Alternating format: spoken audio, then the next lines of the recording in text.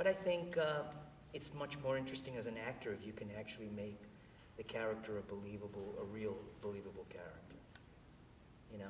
And in this play, I mean, the fact, for example, if we're talking about or dressing up as a man, I think it diminishes the other characters if you're not completely invested in making that character believable. Yeah.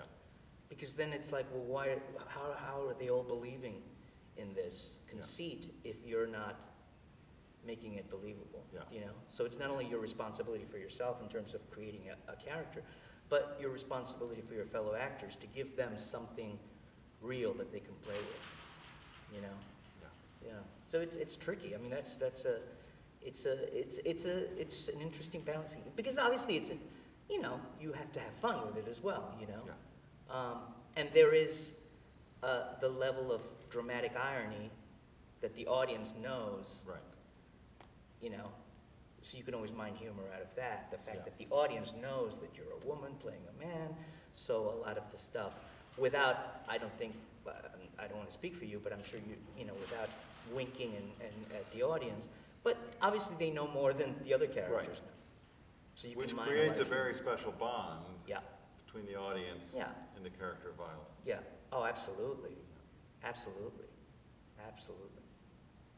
And then that relationship with the audience is always such a key thing in Shakespeare. We've been kind of going back and forth about that. You know, I mean, we forget that in Shakespeare's time, the audience was there. I mean, they were another character in the play. Yeah. Absolutely. And always acknowledged and always, you know, included. Yeah.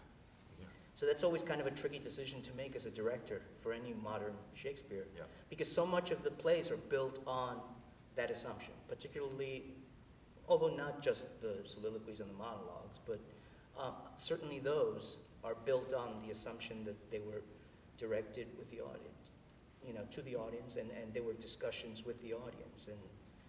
And so now you have to make the decision, you know, are we including the audience? Are we, you know?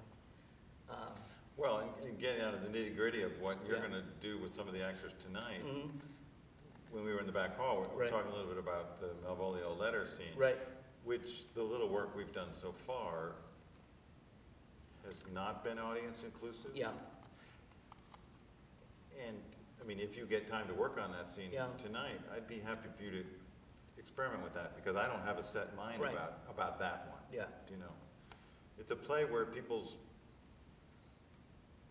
private self-images is so much at work. Yeah. How they see themselves. How they see themselves. Yes. That sometimes it's a little tough for me to have them reveal their innermost self to the audience. Right. But the moment I start to think that or say that, I go, well, what's the problem? I mean, well, but implicit, even if they're not actually addressing the audience, the fact is, and this is a truth that you can generally take about almost every soliloquy in Shakespeare, is that they are revealing themselves. Yes. It's a moment, everything that comes out of their mouth is the truth in those soliloquies. The truth as they see it for themselves. Yes. They might be deluding themselves, and as Malvolio clearly is, you know, in that scene, I think he talks about, well, of course, oh yes, I saw her talking, you know, looking at me that way, and you know, he even says, she mentioned, this is the way she's kind of spoken to me before, and it's obviously all delusional. But he believes it, as do as does every other Shakespeare character that speaks in a soliloquy believe everything that they're saying, and it's the truth. So, you know, you don't necessarily have to have them address the audience, I don't believe. But in a sense, even if you don't, they're still revealing themselves in a very interesting and intimate way whenever they are in a soliloquy. You know, they are they're really opening themselves up, you know. It's been interesting to me in idle conversations around campus. I bump into a colleague or a student that took a course of mine, and I tell them I'm directing Twelfth Night, and they say, that's my favorite Shakespeare play. Yeah. That's my favorite Shakespeare play. I think it might be mine.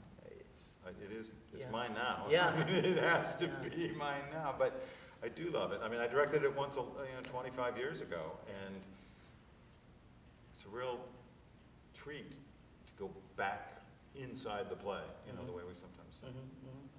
Because it's just a perfect combination, again, because I think it's right dab in the middle of his career, and so it's got all the kind of energy and vitality of the early plays, but it's got a lot of the depth that the later plays have, but in a perfect combination, and it's got everything in it, It's knockabout farce, it's got, amazing sort of language, beautiful characters. I mean, it's just, it just hit, it's just a perfect thing.